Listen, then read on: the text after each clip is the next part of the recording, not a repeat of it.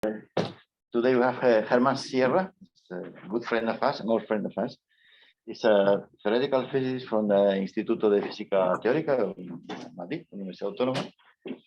He used to be a string theorist, and he moved to other fields like condensed matter and quantum science. And lately he has been doing this with, he's combined this with the music of prime numbers, right? So this is what he's going to tell us about the relation of prime numbers and quantum physics, ¿no? Okay. Voy a preguntar en español, si alguien. Okay, well, thanks, Alfonso and Javier, for the kind invitation to be here again. Last time I was here was in the celebration of Joaquin Fest, right? I don't know what was this?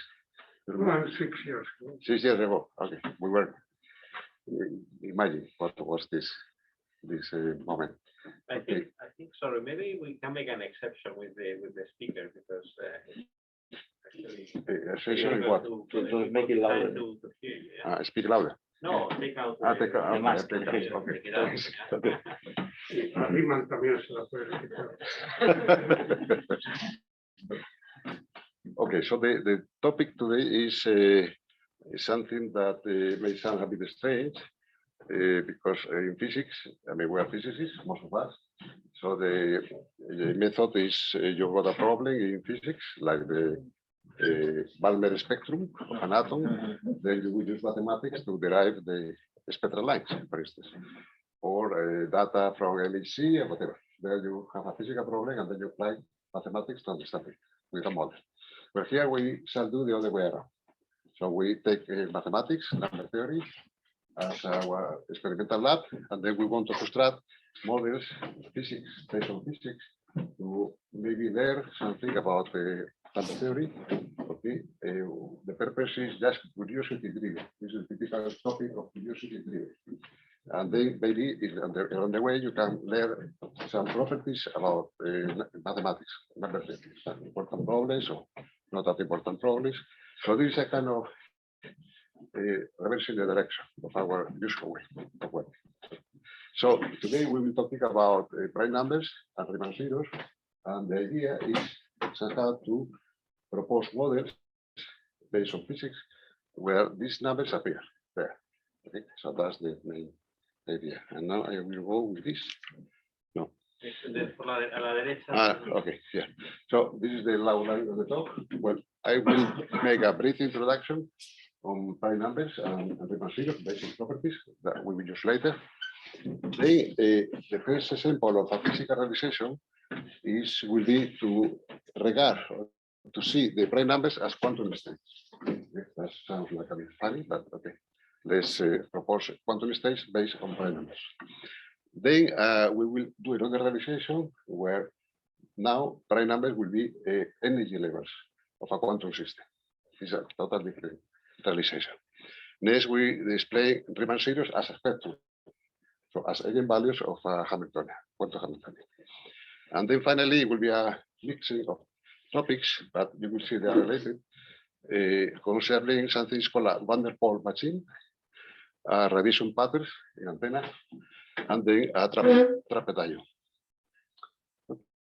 So let's start with a brief introduction to prime numbers and Riemann zeros. So everybody knows what is a prime number from the school. 2, 3. By the way, one is not a prime number. 2, 3 is also. There are infinite number of primes. This was shown by Euclid in the Greek times. And when Gauss was a teenager, he liked to compute prime numbers by hand. I mean, the paper computations. So he was going up in the list of numbers, prime numbers. Then he was counting how many primes you got up to a given integer. So here is an example. There you have up to 1000. There are exactly 168 prime numbers. And then as you go on, you find more and more primes. And then he figured out a phenomenological heuristic formula of how many primes you got up to a given integer. And this is this function called pi n. Pi n is the pi has not to do with pi. Okay? Yes, it's the counting function, prime counting function. Okay. And he figured out that this number is an integer. Well, it's useless, this, right, the pointer. So it's n over log n. So the logarithm is natural, Neperian logarithm. And you see that more or less it fits. Okay. So, for instance, up to 10 millions, well, is the first digit in the estimation is right. Okay, so this is a pretty good estimation. Okay. No, It's significant that it is always below. Okay, I will make a comment on this. Yes, it looked like. Right? Then this phenomenological observation by Gauss became a theorem that is called the prime number theorem. And this is due to these two gentlemen, French, Hadamard and de la Vallée-Poussin, more than 100 years ago. They proved that this function, the prime counting function, phi of x divided by a function is called Lie of x. The limit when x goes to infinity is 1. So what is this function? This logarithmic integral function is defined as an integral over the inverse of a logarithm. This is the definition, Lie of x. So if you expand this, the first term is like x divided by log x, and next one is x divided by log x squared. So if you drop all the terms except the first one, this is the Gauss law. So this is a better estimation for this ratio. Okay? And this is a theorem. Okay? And from here, if you take the derivative of pi of x, then you see the density of primes decays like 1 over log x. And this is why you have less and less primes as you go. Okay. But this law is an average law or a smooth approximation. Or you can say physically a mean field approximation of the prime counting function. Okay. And here is what Joaquin was asking, right? If you plot here, there are 3 curves. One is the black one is the exact extension from the prime counting. And you see it has jumps. Whenever you count a prime, jumps by 1. And then you go, right? Like this function. And it's irregular. Well, the estimation of Lie of n is the green line. You see, it's this one. This is the prime number estimation. It's above. And the Gauss estimation is the red, is below. So Joaquin noticed that the green line is above, right? This is what you remark. But above the sad value. But actually it was proving, this was a conjecture, but it was proving that it's not. There is an X, which is astronomical. Nobody knows where it is, but there is a moment where they cross. And this was done by Littlewood. But nobody knows. And that number is called Skipper's number. It's like 10 to 100 or 50, 100 or something like that. But the exact number is not known. Okay, but there is a theorem saying that very close. By the way, this is interesting formula. Use the prime number theorem. Suppose Pn is the nth prime. So the n of the nth prime is proportional as an estimation of P log P. This is the prime number theory. And you take a log here and you drop the log there, then you find that the nth prime is n log n. So this is how they go in average. Okay. So this is how they are becoming farther and farther, the prime numbers. This is the same thing as the prime number theory. If you want some questions, let me know. Okay. That's all right. Let's see. No, it's not moving. Yeah, right. It's not moving this. ¿Sí? ¿Para quedar con la pantalla? No. No. Okay. You want to change them? Yes. Okay. Oh. Here the. I can use this. Okay. Oh, it's right. Espera. This? No, el que te stack. Hay uno aquí. No, this is for the camera. Ah, I don't know if it is your. Mhm. No, you got the stack.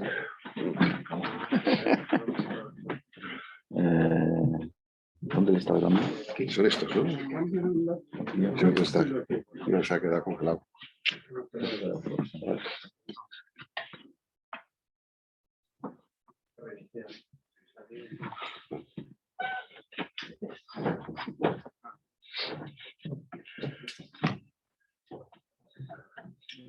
¿Dónde está? Can be as Yeah. Distance, like imagine in the spectrum, you always map Yes. the level. Okay. No, the distribution, they are laws, basically. Yes. There is a theory for that. Yes. Yes. This is Nothing like a Wigner. sort of, yes. It's okay. It's okay. Yeah. Okay, well, thanks. Okay, so this is the list of this function IFM. Mathematicians have been able to compute up to 10 to 27. I think this is the largest number. Doesn't mean that people know all the primes up to 10 to 27. Is the number of the how many? Okay, but it's not they don't know exactly. But yeah. So they go up to there, and you see there is this feature of chaos. So this is all the primes up to, I don't know, 200 or something like that. And you see that there are more space. This is this law we saw, log n, log n, log n. But they can be very close or very far away. So they are very random, very chaotic. Okay. So once you know this mean field law or the prime number theory, you wonder about what about the fluctuations. Okay, because this is a kind of random spectrum, let's say. Okay, so there is this conjecture that if you subtract this Lie function with the prime number theory, this is bounded for any value of x. Okay, and this bound is here is an example. This is up from 1,000, 8,000 to 10,000. The red line, the blue line is the difference, which you see is kind of chaotic. But there is an upper bound, which is the red line. And here, you see clearly that it satisfies the bound. If this were true for any value of x, this is equivalent to the Riemann hypothesis. Okay, Which so sense equivalent? it's equivalent to the Riemann hypothesis. Yeah, but in which sense is it equivalent? Equivalent is Riemann hypothesis is about property of Riemann zeros. I will tell you later. But this is an implication of the Riemann hypothesis. An implication. An implication, yes. So Riemann hypothesis is like putting a bound for the fluctuations. It's the best possible bound. There is no anything better than this. Implication or they are equivalent? They're equivalent. They're equivalent. Yes. Okay, now let's talk about Riemann zeta function. Well, everybody knows what the definition as a sum over the integers. This is the formula for the real part of the x, which is a complex number, greater than 1. And then there is Euler formula, which is very simple to prove. The proof is given below, which is a product of the inverse of 1 minus 1 over ps. And the proof is very simple. If you take, let's say, the first two terms, you expand this expression, and then you see that you get all the possible combinations of any integer is uniquely factorizing a product of integers. And this uniqueness is equivalent to this formula. Okay. So this is the fundamental theory of arithmetics, the analytic version of that is equivalence.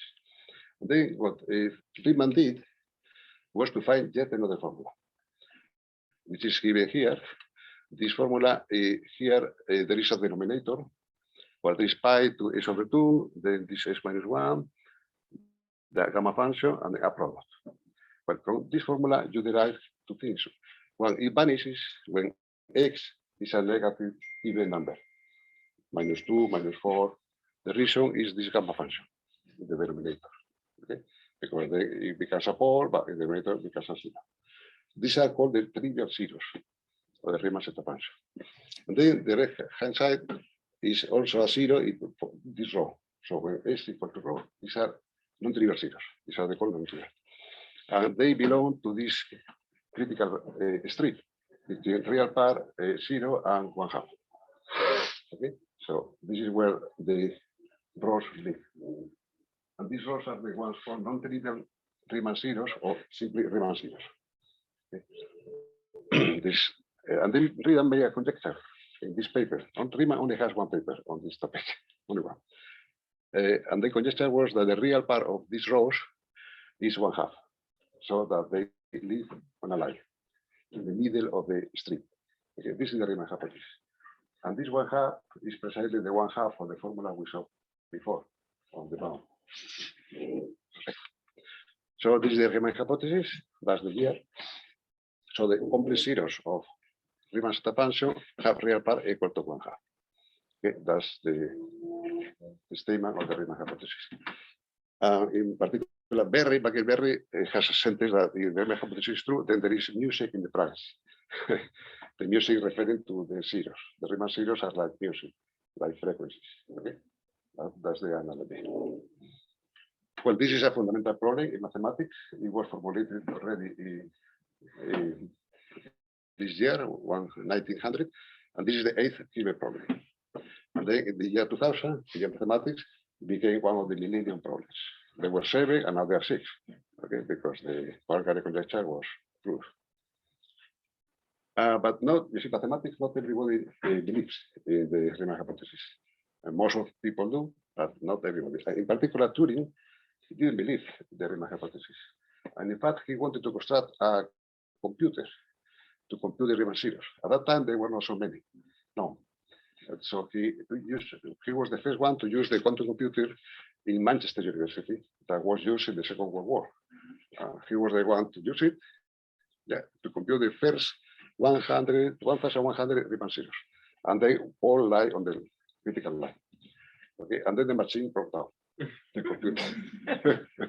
So it was not very successful. It's a proof that it's true, the theorem. Up to 100. Okay. Proof now. Okay, so now we go to another realization, which is to look at the prime numbers. Well, actually, a third realization as quantum states. Okay. Well, the idea is the following: suppose you have a classical computer. We all have a classical computer, and then you got n bits. Then with n bits, you can realize the numbers integer from 0 to up to the n minus 1. Okay, that's what we all use. But suppose you got now a quantum computer and you got n qubits. Then you can associate to an integer in this range to a quantum state, which is simply to the tensor product of the state associated to 0 or 1. Right? So this is a state in the quantum register. Then you can define a prime state, meaning that you take all the prime numbers, you make the states, and then you do a superposition, linear superposition. Then here you have to divide, because the state must be normalized to 1, so you have to divide by the square root of the prime counting function, because this is the number of primes you got up to 2 to the n. So this is the prime, this is the definition of the prime state. So let me tell you an example. Suppose you have 3 qubits, and then the prime state up to 3 will be the sum, 2 plus 3 plus 4 plus 5. Okay. And then how many 4? Then you have to divide by a square root of 4 to normalize this. You see, this is a different idea of you take all the primes and you make them states, and then you do the linear superposition. Okay, on this. It's not the same as 1 for the 4 and then 1 for the 5. Okay, this is a different construction. And this is a physical realization. For instance, you got speed up is say the 1 and 0 is the down. So this is a qubit is a spin state. So this is the prime state for 3 qubits. Okay, just for states in this superposition.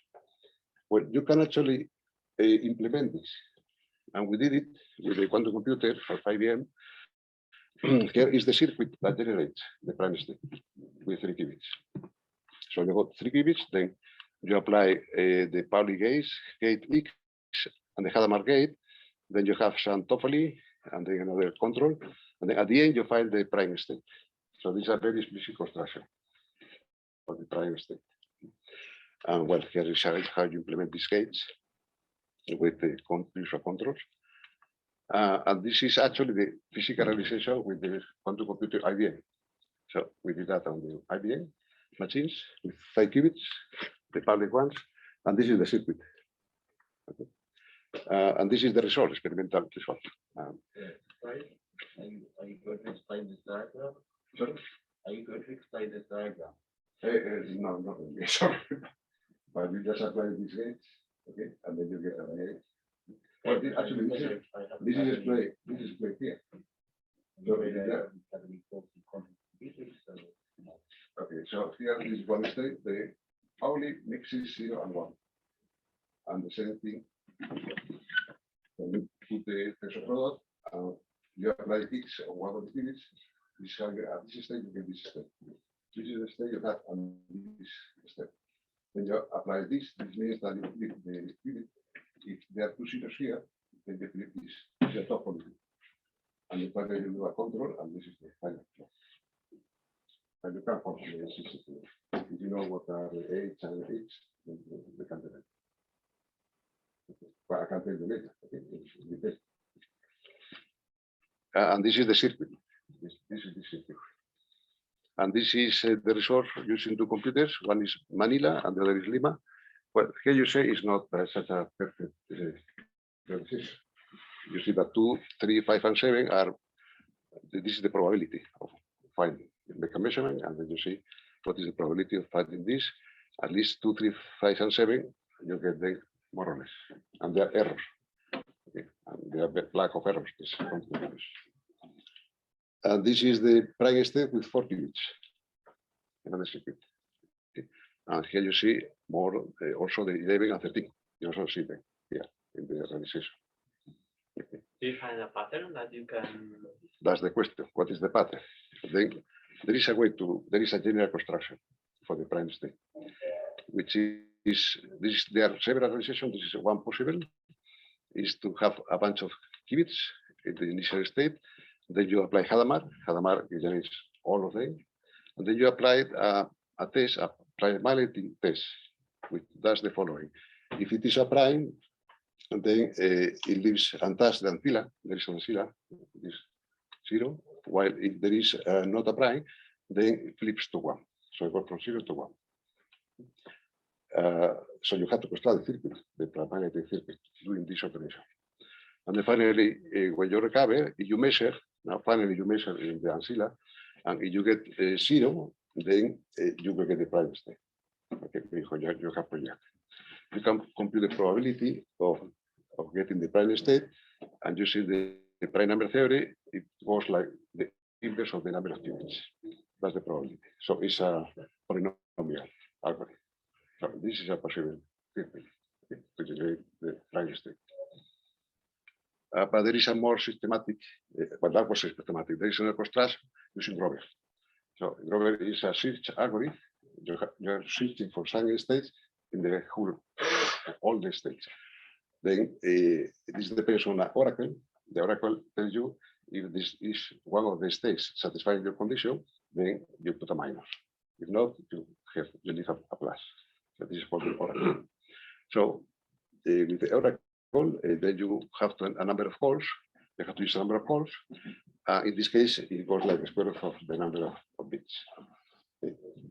So this is construction. Then you can compute this, and then here you don't get exactly the projection. Is not exactly the prime state, but the projection goes to 1 very fast. Okay. And this is systematic. Okay. This construction is systematic. The nice thing about the Grover is that you combine it with another algorithm. It's called quantum counting, which is the following. You got an state that obtained with Grover, and then you ask how many actually prime states are there. Okay, how many primes? It's not that you can measure it, but then you don't win anything. So then you do a Fourier transform, and then you actually get an estimate of the sub number. So this is called quantum counting. So you can we can estimate how many primes there are in the state, and there is the error is bounded by some expression there. So the nice thing, we compare the top line is the quantum estimation, the error of the quantum estimation, and we compare it with the error for the Riemann hypothesis, which is this square root. And we notice that the numerator is the quantum expression is more spider. The width of that is short So if there is a violation of the prime, the Riemann hypothesis, you will be able to see. So with this method, we can, let's say, estimate how many primes there are with an error that allows you to tell you that you have violated the Riemann hypothesis. Okay, so this is a. How many qubits do you need to Yeah, to beat the present? how many? You don't know. No. I mean, I understand that there is at present there should be some bound Yes. in which the Riemann hypothesis is fulfilled. Yes. How many qubits do you need to beat this bound to prove over the present? No, it's better than it's better than the classical argument. Yes, up to now you can go up to 10 to 27. Maybe the violation is 10 to 29. Yes, okay, then you can if you were able to have a nice quantum computing error. Yeah, But so with how many qubits? no, not something, no, 18 or something like that. To bypass the classical. So here you are really comparing the way mathematicians do the estimation of pi and the quantum estimation. And this protocol is better for the classical one.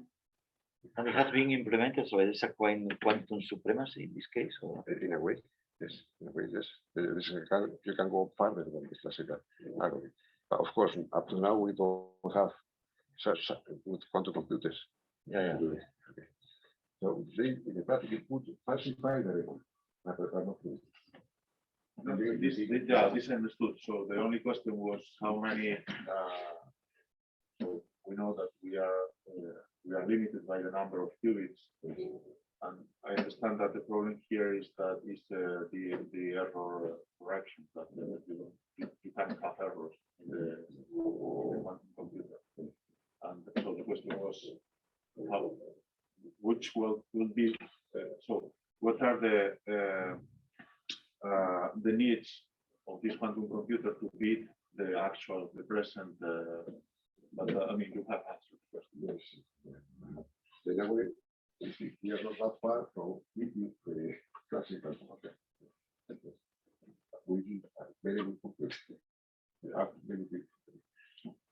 Okay, now we choose topic, and now we go to something different, which is to interpret the prime numbers as energy levels. Another story. So here we encounter a colleague of us in theoretical physics, Giuseppe Busardo, has been here many times. So Giuseppe, back in the 97, he did a paper which is not even published in arXiv, which is to construct a quantum mechanical potential whose spectrum will be the prime numbers. Okay, so we remember you have this law, the prime number nth is n log n. Okay? So you may ask already, you can find a potential having this behavior. Okay? So then he noticed he used semi-classical computation, semi-classical the WBK, okay, in quantum mechanics. So you got a potential, a polynomial with the power x to power r. Yeah.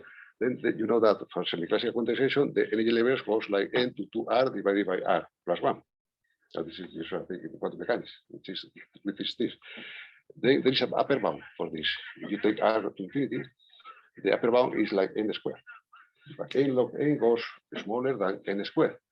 So you may say, maybe semi-classically, I can construct a potential whose spectrum is n log n.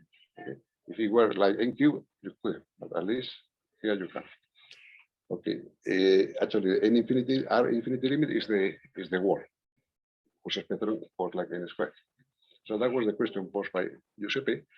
And there is a nice formula, it's the Abel inversion formula, that you give a spectrum as a function of n, discrete, but then you do continuation, analytic continuation, then you can reverse and get the potential, which semi-classically gives you the alpha spectrum, semi-classically. And then you use the Gauss law or the prime number theorem. Indeed, Riemann did an even better approximation for the pi, which is the expression below. So you expand this, you get these two results. This is a better approximation. Here appears a function called Moebius. It's a nice fun. I don't tell you the details. And then this is the formula that you got. So this is semi-classical. What would be you have to inverse them.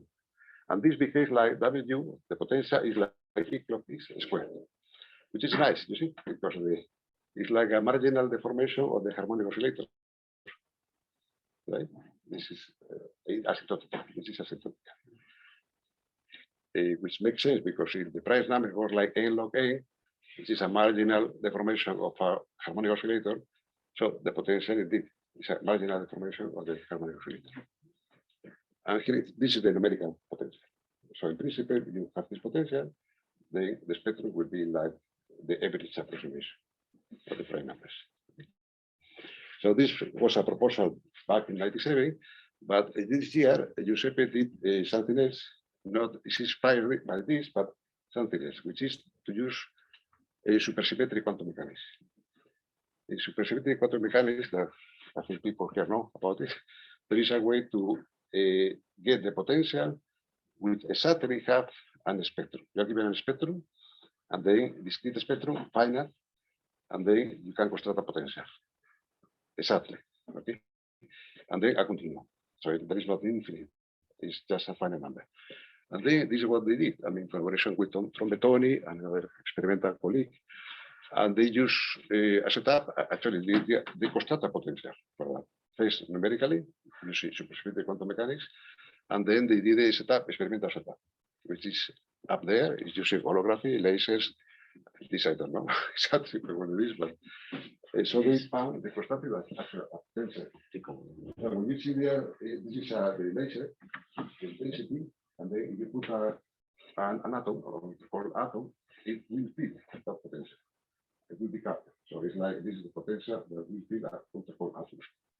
The interesting thing here, well, first you see the potential, these are the shape of the potential. The first one is to fit to get the first 10 primes. And the other is for the next 15 primes. Okay, and there using the experimental values are given here, and they're like kind of close. Make it not like 29, 29 it becomes 29.3. Okay, for the actual experiment. Okay. But the thing to notice here is that the potential is totally irregular. You see, because prime numbers are irregular, chaotic, so the potential is also chaotic. And there is no relation between one potential and the next one. So it changes completely. So there is no kind of regularity that you keep going. Sorry, but I don't understand. To build this potential, you need to know the prime numbers before. Yes. You put the prime numbers. You go through Up to some.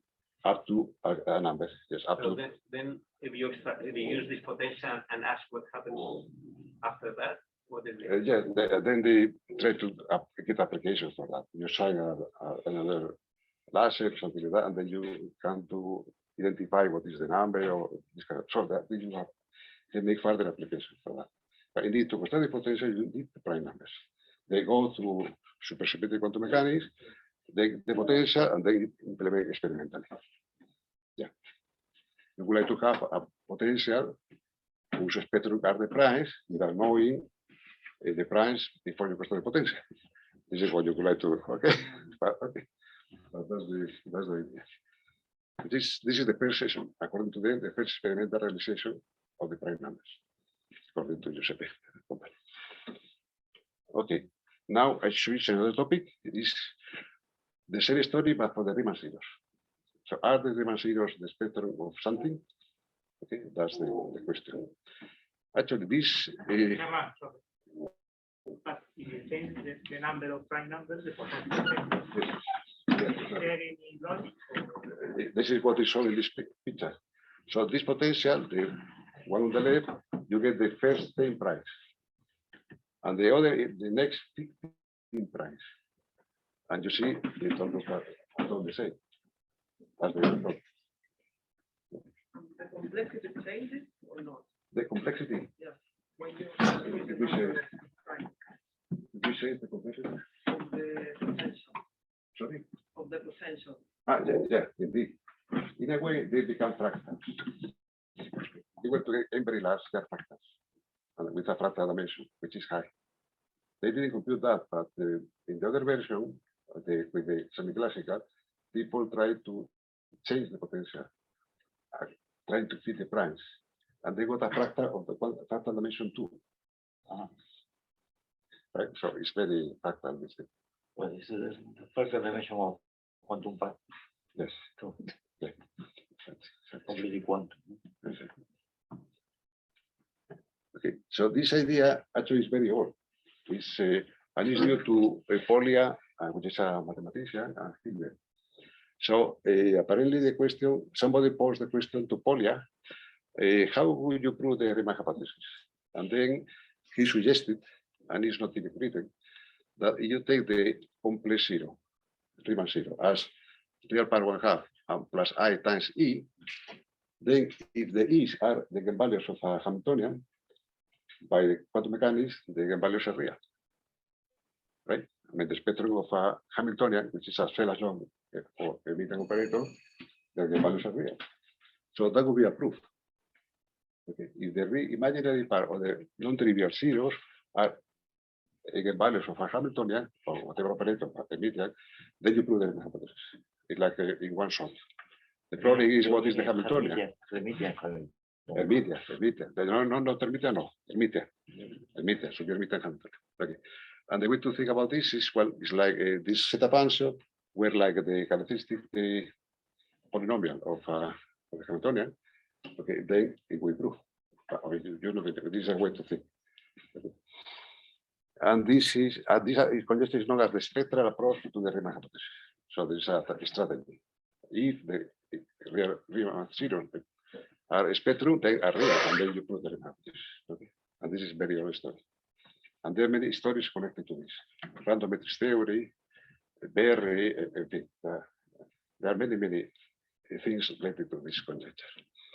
But by the way, let me tell you that the Riemann zeros are like the opposite of the prime numbers. This is the series of Riemann zeros from below to above, and how many there are, there is a kind of counting function for the Riemann zeros. So how many there are below and E? This formula is split into two parts. There is a smooth part and fluctuation part, okay? Like the prime numbers. Okay. So the smooth part asymptotically behaves like this: is E divided by 2 pi log E divided by 2 pi. This is the estimation. How many there are below and E?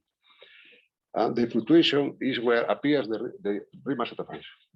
Is the argument of the Riemann zeta function up to E. So this is the fluctuation part. And if you take this formula, the average, you take the log, and immediately you get that how many primes there are in average up to an integer n is 2 pi n divided by log n. It's like the reverse formula. The primes for like n log n, and this was like E divided by n log n. And this is what you see in this plot. Right? You see that there are more and more zeros, okay, as you go, and then they approach. The density equals now like inverse of log n. Okay. And these two objects are kind of dual. It's like one are the Fourier transform of the others somehow. The picture between primes and zeros. Okay, so when I will tell you now a quantum model where you realize this quantity. This 2 pi n divided by log n. So this is what I tell you now. A quantum formula model realizing this. And this is something related to actually a model that people know very well in relativity, which is Rindel coordinates. So you take now in cosmic space-time, in 1 + 1 dimension, then you introduce the Rindel coordinates given by this time is parameterized at rho times hyperbolic sine, and space like rho hyperbolic cosine. Okay. This is the coordinate you use to describe an observer which is uniformly accelerated. Okay, constant acceleration. Then what you know is that there is a horizon for this observer. Cannot go beyond this line, which is the horizon. Okay? And this is the mathematics you use to describe the Unruh effect. Okay? A uniform observer that is effective temperature, and this is very similar to the black holes. Okay, basically the same. Or temperature, and the temperature is related to acceleration. here the acceleration is, you see, there is a blue line. This is the wear line of an observer with acceleration, the inverse of the length. This helix. Okay. So if helix goes to 0, then the flow up. So what we will do now, we focus on this domain, I call S, where the rho is bigger than the inverse of helix will be final now. So we don't take the right Rinder wedge. We just take this region. Okay, there we consider a fermion with mass, a Dirac fermion.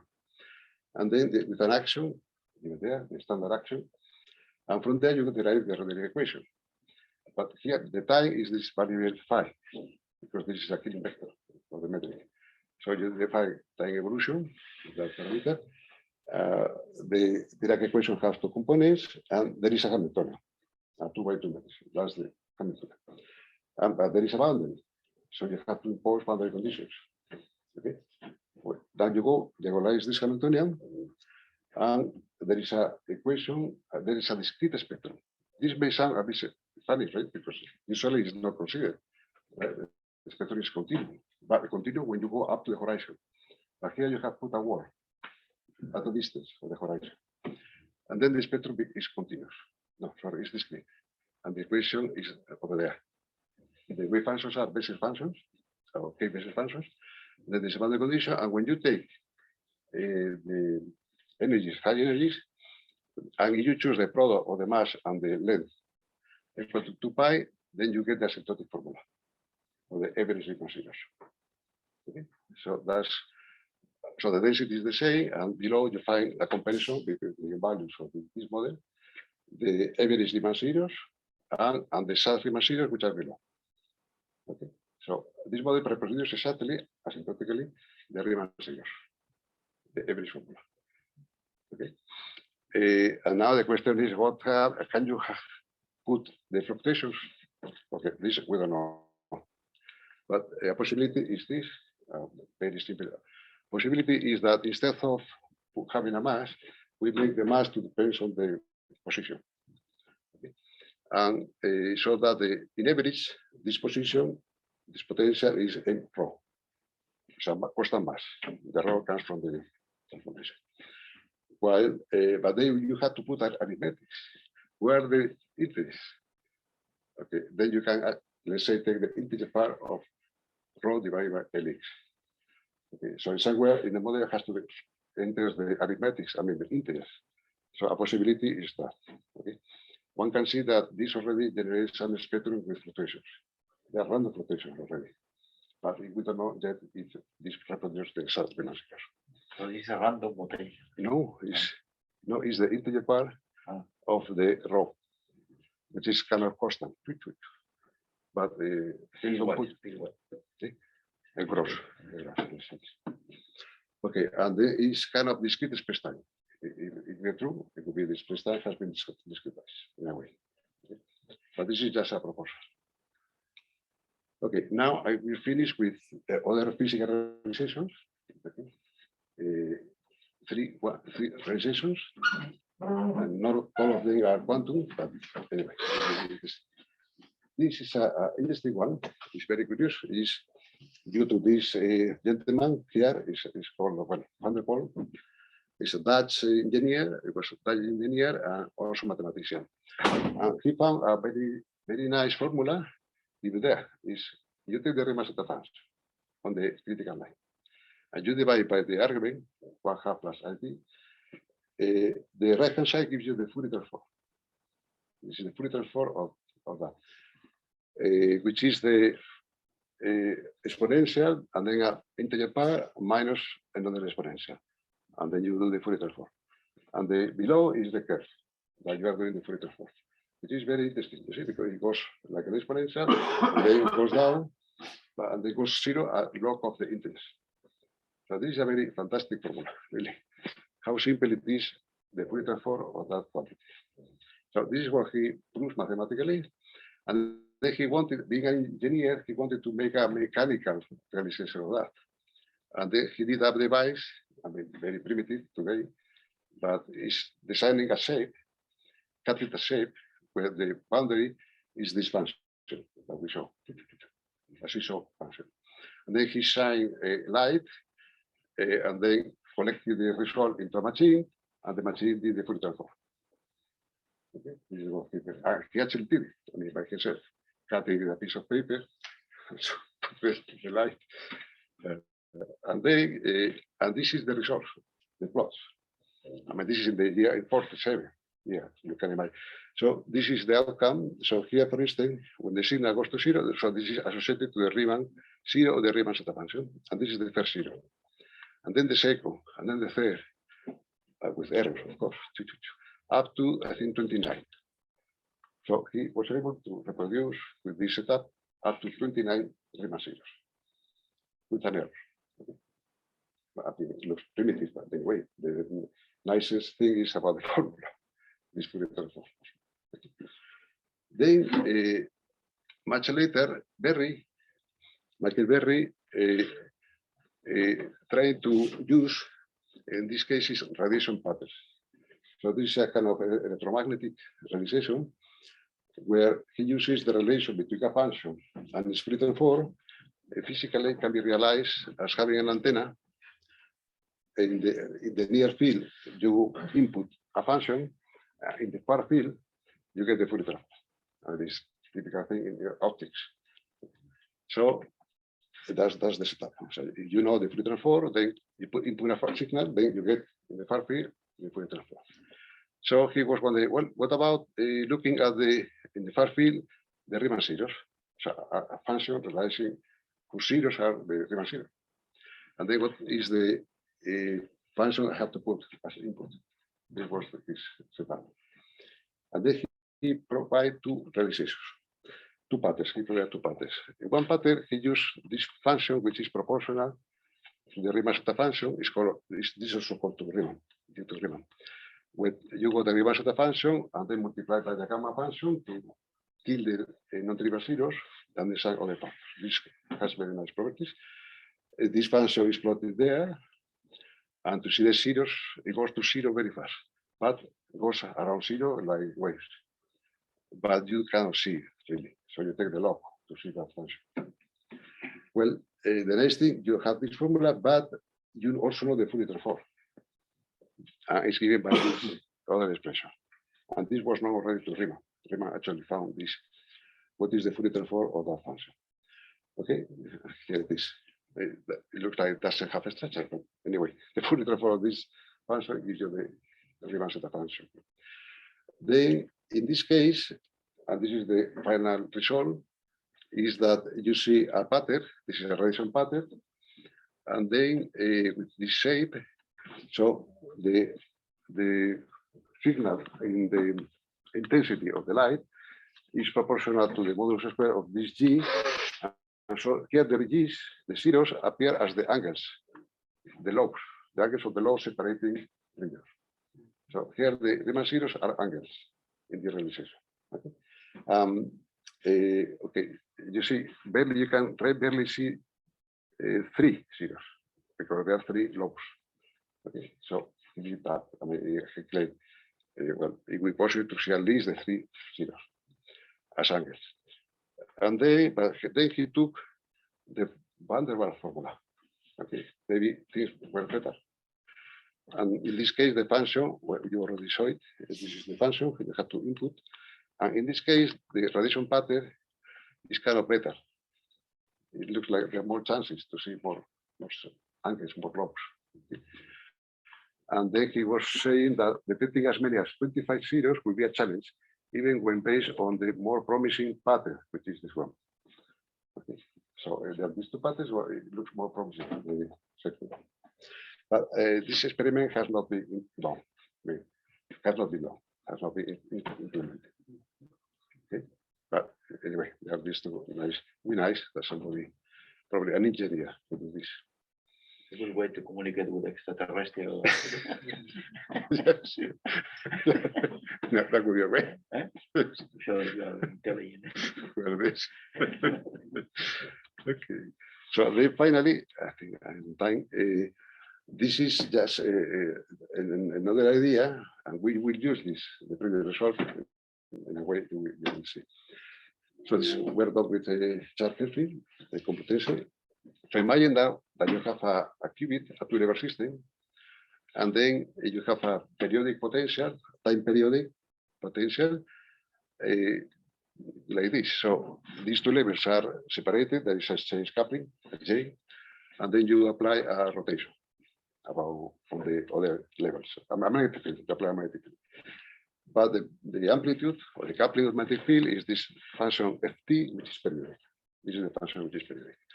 So in the limit of a strong driving limit, which is the frequency very large as compared to J, which is the other coupling constant, then you can derive an effective Hamiltonian, which is now not time dependent. It's an effective Hamiltonian where the coupling constant is given by these formulas at the bottom. So first you take the function f, you do an integral, and then you do another integral. So 2 steps. So that will give you the value of the J effective coupling. Doesn't matter if it's sinusoidal or square. Or... Is Ft is periodic. Yeah, but what kind of periodic? Whatever function you want. Okay, so this is a strong coupling. It is approximation to the strong coupling limit. There will be corrections. Let's take this. And then, for instance, imagine that the potential is periodic, like a constant cosine of omega t. Then in this case, you do the integrals and you get the J effective coupling is given by the Bessel function J0 with the ratio, the coupling constant K divided by omega. Okay. So this is how the effective coupling now. Now this protocol of the two-qubit can also be applied to more complicated systems like a Bose-Einstein condensate in one-dimensional optical lattice, whose Hamiltonian is below. So here you see this driving is applied to the sum of number of equations. And you get the same formula where you get the same Hamiltonian, but with the J in front, is replaced by J effective. And the J is the tunneling between one well and the other. Okay, so this is shaking. You shake the potential. This is done for many other purposes. So you do it like that. And then you notice that the Bessel function J0 has zeros. But it happens as 0, J effective becomes 0, and then you destroy the tunneling. Because that is what does the effective tunneling. And this phenomenon is called coherent destruction of tunneling. That's what happens. For instance, here is the Bessel function. On the right hand side, this is the experimental results. So actually, people did long ago this experiment, and they saw the zeros of the Bessel function. So the first 0, and then the second 0, and so on. Okay. So the idea was, why not to do the same for the Riemann zeros? Is it possible to construct a potential so that you can actually see the Riemann zeros? Right? Instead of this, the same story. And then here, with this protocol, well, we use just this zeta function, and then we run the algorithm. We use the Fourier transform for that, the formula by Riemann. And then, so we go through, we just apply the algorithm, the protocol. So finally, we get the potential. So here the question is, what is the potential? You have to apply the system. And here it is. So the potential is this, the red line. You see, the red line goes up and then down. So you apply the potential, in principle, you should be able to see the Riemann zeros, meaning that there's a destruction of tunneling. But then we also consider another case, which is a smooth approximation of the Riemann zeta function. It's due to Polya. Well, you can apply the same ideas, and then the potential changes a little bit. It's a bit different. This function is very nice because the density of zeros is the same. The same density, but the zeros are smooth. They don't have fluctuations. You see? Okay. So we did that, and then we computed the quasi-energies. This J, we computed using solving the Röding equation, the quasi-energy of the theory. We computed, and then we find agreement with the expectations. And then, okay, that was the word, and then we proposed that this can be probably the relational condensate. like these other people did. But they came a group of in China, a big group, and they took this proposal and they actually implemented it experimentally. But they didn't take a condensate. They took an ion, so a qubit. They took a qubit and they applied the qubit, its potential, which actually is the original idea, to apply to a qubit.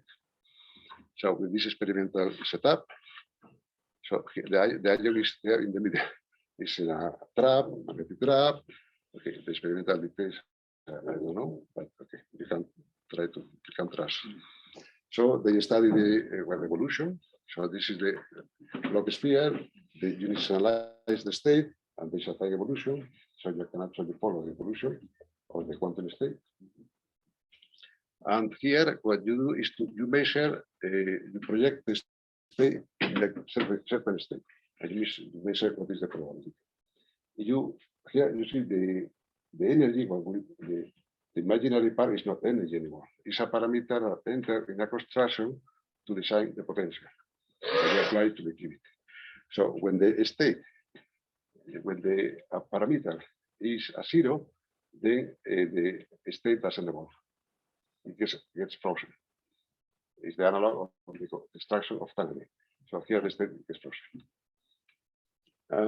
So analyzing the projections, doing several projections, depending on number of steps, then they were able to compute experimentally what is the value of the first Riemann zero using the protocol of the filter form of Riemann.